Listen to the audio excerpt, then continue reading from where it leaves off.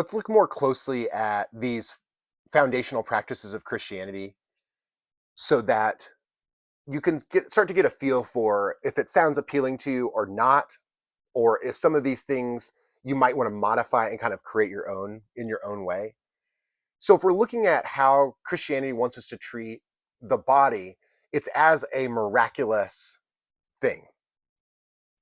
So we're looking at taking care of our body, whether it's the type of food we eat or working out and staying healthy in that way. Is it relaxing and letting go of some of our concerns so that we can have a more relaxed and healthier body? So if the idea of treating your body with respect and love and care really appeals to you, this foundational practice may be for you. And in whatever way you want to do that, it's completely up to you. It's not too prescriptive in this area. It doesn't say, do 10 push-ups every day or something like that, right? It's to treat your body as a miracle, as an altar, and as one, as created by God and as one with God. So it's like a really important thing, okay? So if that kind of appeals to you and you want to make that part of your spiritual practice, see if by treating your body as holy or miraculous or a miracle, it triggers the state that you're after. It needs to trigger that definition that you did earlier. Prayer as a foundational practice. This was a wild one for me. I grew up not religious or spiritual or anything like that. And when I started learning about Christianity and wanting to try some of these practices, prayer was one that I was kind of resistant to. I was like, if prayer worked, if like what people prayed for worked, we would know. It would be so obvious, and everybody would just be praying for stuff, and stuff would be happening. And so it's kind of resistant to the practice. But then when I tried praying, it really worked really well. And what I mean worked really well, it triggered my biological spiritual experience. When I prayed the first time and when I pray now, that experience happens that matches my spiritual definition of what I want to experience. And so I realized this was part of the first thing that made me realize that the spiritual experience is a biological state that happens. And that for me, talking to, whether it's real or not, okay, hear that. That's important. Whether I'm actually talking to God or I'm just pretending to, it causes a spiritual feeling in me.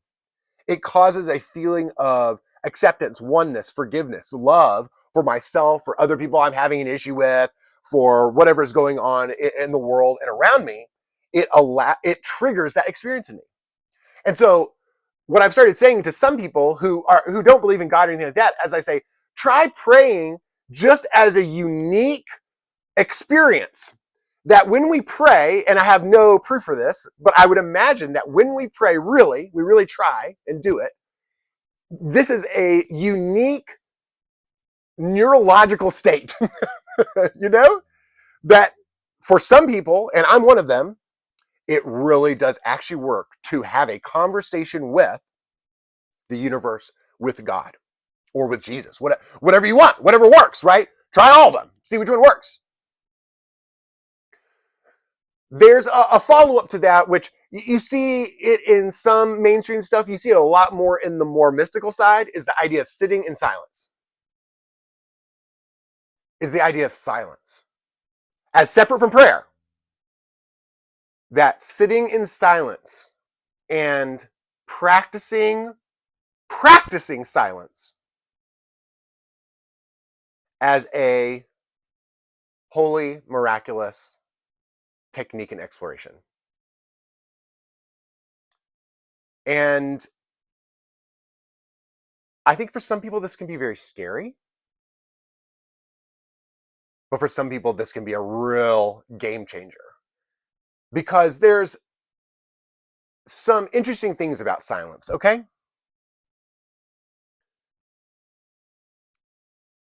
One is that really silence implies not that everything goes silent, but that our mind goes silent, that our thinking goes silent. And you see this in a lot of the other lineages, even Eastern stuff, all sorts of stuff. The idea that this constant thinking, the thinking that just jumps and connects to each other, is like causing a lot of suffering, and it's like a waste of like a lot of energy. And when it drops down or relaxes or chills out, or we have some spaces there or something, it's highly pleasurable. It's related to kind of feeling like, wow, this is kind of must be some kind of spiritual experience, and not have the thoughts just like going 100 miles an hour, right? Secondarily, that there's an idea that we wonder, why isn't God answering back when I pray to God, or when I ask for something, or when I'm begging for a sign or an answer from this being, and then we don't get it, that there's something wrong. And that instead, this practice of silence with the mystics, and there's a great book called Silence that goes into this, by the way. It's a Japanese fictionalized account of these priests that go to Japan, is that silence is the answer. That is God answering. And that being able to go towards that and have that type of experience, for some people, as really matching their spiritual definition of what they want to experience, of what they want to get. And you see this too in Zen and Buddhism training, that for certain lineages, the first instruction is just meditate on nothingness. Just meditate on the idea that everything is like a bubble, that everything is made of nothingness, that all experiences, all beings are but a bubble that at some point will pop. And that for some people, that freaks them out, and then that's not for them. That technique is not for them. But for some people, that causes a sense of freedom, a sense of spirituality, a sense of enlightenment, a sense of being at one.